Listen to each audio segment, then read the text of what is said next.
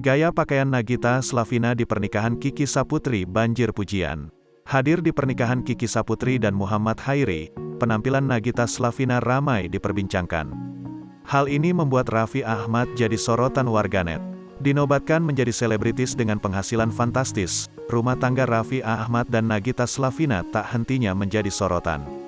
Segala barang-barang yang digunakan oleh Gigi pun tak luput dari pantauan netizen. Tak jarang ibunda Rafattar dan Rayanza tersebut kedapatan mengenakan benda yang harganya fantastis. Pun saat menghadiri pernikahan Kiki Saputri dan Khairi pada Sabtu, tanggal 28 Januari tahun 2023. Penampilan Nagita Slavina kembali mencuri perhatian. Seperti yang diketahui megahnya pernikahan Kiki Saputri sampai dihadiri oleh para pejabat serta artis ternama. Kedatangan Raffi dan Gigi pun menjadi hadirnya salah satu tamu yang paling ditunggu netizen. Raffi terlihat hadir dengan mengenakan setelan jas berwarna silver. Sementara Gigi tampil anggun namun sederhana mengenakan gaun bermotif daun yang menjuntai hingga lantai. Sementara rambutnya digulung dan disisakan hanya bagian depannya saja. Meski tampil sederhana, penampilan Gigi pun ramai menuai pujian netizen.